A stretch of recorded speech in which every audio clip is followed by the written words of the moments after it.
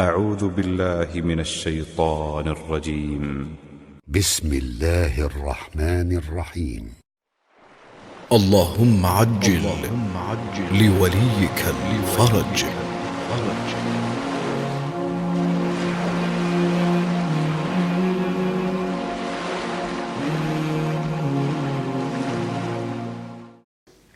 اعوذ باللہ من الشیطان الرجیم. بسم اللہ الرحمن الرحیم.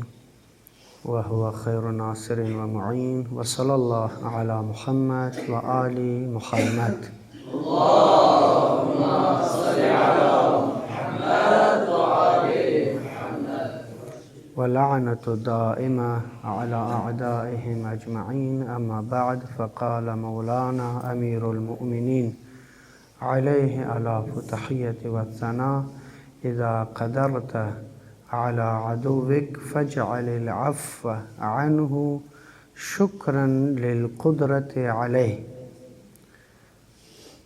مولا امیر مؤمنان فرماتے ہیں کہ جب بھی آپ اپنے دشمن پر قدرت حاصل کریں، اذا قدرت على عدوك، جب بھی اپنے دشمن پر قدرت حاصل کرے، اس پر قابو پائیں، تو فَاجْعَلِ الْعَفْوَ عَنْهُ، اس کو معاف کرنا. جب تم اس پر قدرت حاصل کرے تو اس کے معاف کرنے کو اس قدرت کی نعمت کا شکرانہ قرار دو.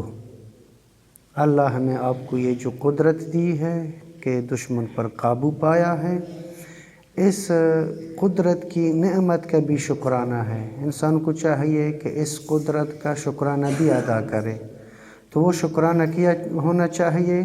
کہا فَاجْعَلِ الْعَفْوَ عَنْهُ، اس کو معاف کرنا.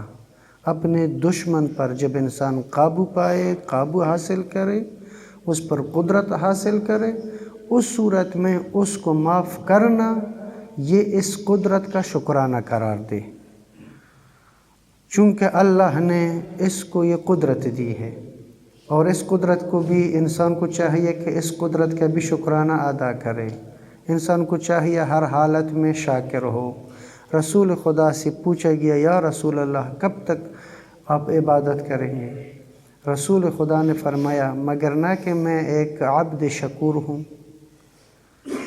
چونکہ میں ایک عبد شکور ہوں، شکر کرنے والا ہوں، ہر حالت میں مجھے خدا کی عبادت کرنی چاہیے.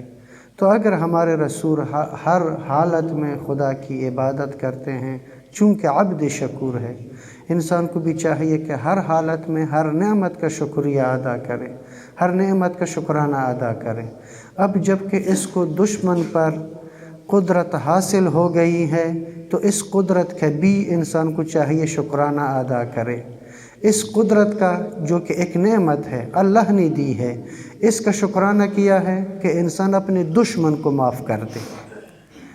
جب انسان اپنے دشمن کو معاف کر دے، اس لیے اس میں ہے، حکماء سے منقول ہے کہ دشمن سے انتقام لینے سے اس کو معاف کرنے میں بہت زیادہ لذت ہے. ایک دفعہ ایک انسان اپنے دشمن کو قصاص کرے، دوسری دفعہ یہ ہے کہ اس کو معاف کر دے. لذت ہے دونوں میں، لیکن جب انسان بخش دے، بخشش کی صورت میں لذت بہت زیادہ ہے.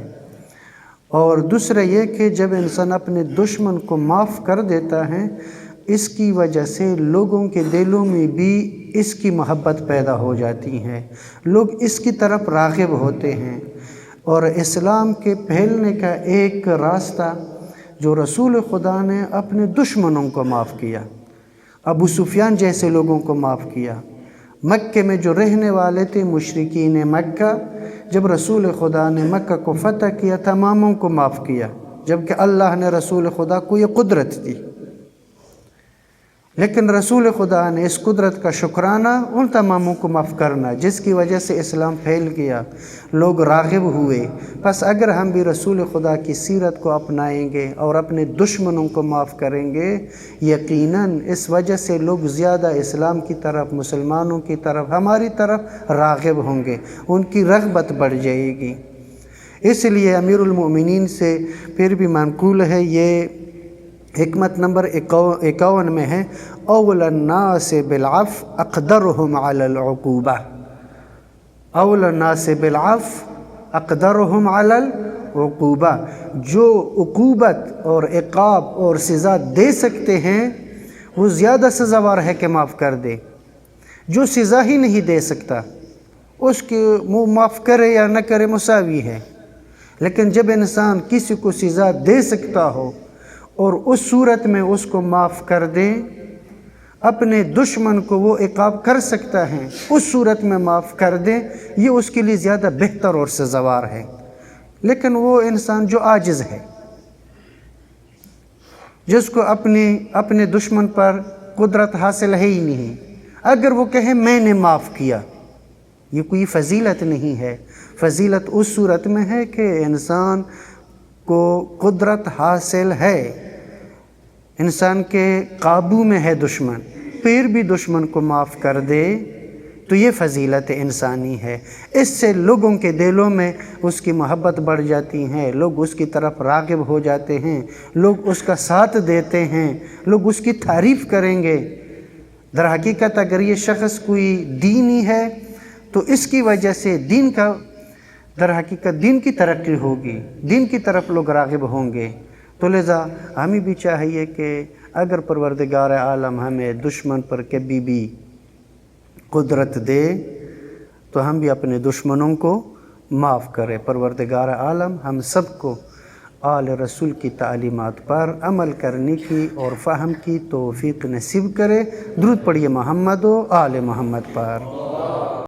اللهم صل على محمد وآل محمد، اللهم صل على محمد